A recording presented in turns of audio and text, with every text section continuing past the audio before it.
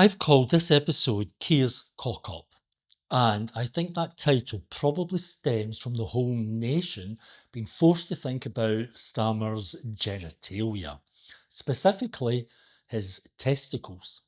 This is courtesy of an interview he gave to The Scum this week, where he proudly informed the great British public, "I've got the balls to take an axe to Britain's benefits bill. We'll be ruthless with cuts if needed," vows Keir Starmer. So, here we have this pitiful tool of the British establishment, millionaires and corporate backers playing the hard man for the knuckle-dragging scum readership. Yet again, he's punching down. The big tough guy when it comes to the weakest and most vulnerable members of society. But of course, he's still the same snivelling, sycophantic, boot-licking coward he's always been when it comes to dealing with the richest, most powerful members of our society.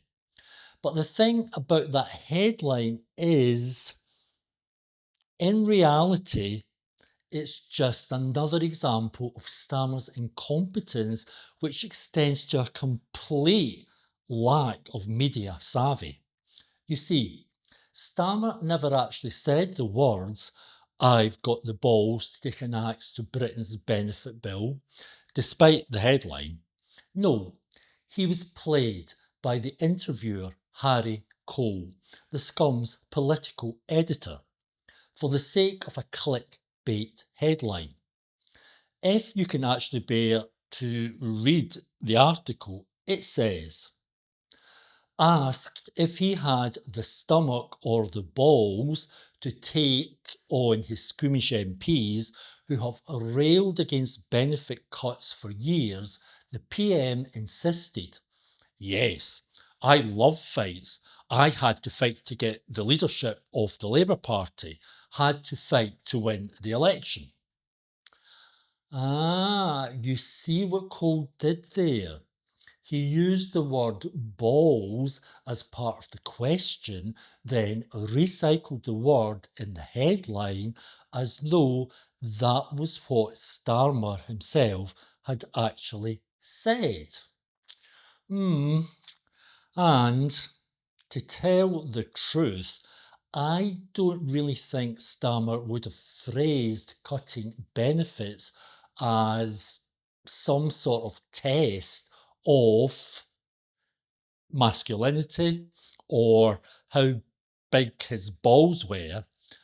But this framing suits the Scum because it means if the cuts aren't as savage as Murdoch would like, they can accuse him of not having the balls to do what needs to be done. Not man enough. Weak. And never forget, the role the Murdoch press plays is always to push every government, no matter its political complexion, ever further rightward. I suspect Colin Murdoch have already discovered when it comes to Starmer and his government, they are pushing against an open door when it comes to that rightward movement. Another Keir cock-up this week was his shameless use of a Nazi concentration camp as a backdrop for a contrived photoshoot. By all means, visit these sites of untold horror. Treat them with the quiet, contemplative respect they deserve. But for heaven's sake, don't invite photographers along just so they can capture your pained expression as you look around. I mean, Keir, were you really thinking about the suffering of those who died there in that environment, or was your mind on how the image would look in the newspapers? Starmer has fallen when it comes to seeing the Holocaust as nothing more than a backdrop for generating shallow, self-publicising pictures.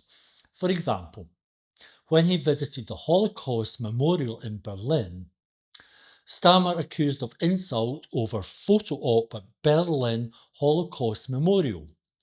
Tikva Institute, which tackles anti-Semitism in Germany, accused Labour leader of walking through blocks of stone in the German capital for PR purposes. July 18th, 2022.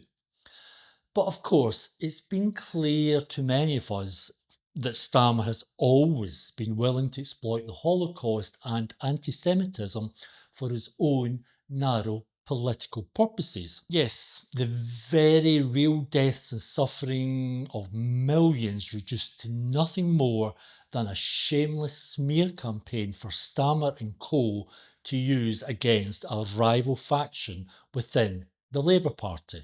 But while Starmer is shedding his crocodile tears for the victims of one Holocaust, he studiously refuses to show the slightest hint of real empathy for the victims of another Holocaust that's been taking place over the last 18 months. The slaughter of innocent Palestinian civilians, mainly women and children, has at least for the moment come to an end with the current ceasefire agreement. But even now, Stammer can't help but betray his own attitudes to the victims of this most recent Holocaust. In response to the ceasefire, Stammer's statement said, Israelis were massacred, but Palestinians lost their lives. See the difference in language there? Something was definitely done to the Israelis, but the Palestinians, well, they just lost their lives, as if their deaths were not somehow the direct result of something also being done to them.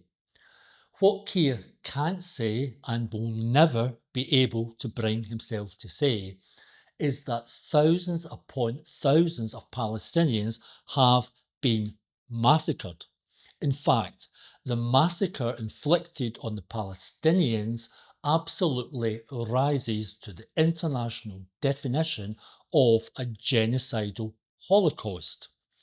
But there'll be no images of Keir wandering around the desolate ruins of Gaza looking all pained and wistful with a camera crew in tow.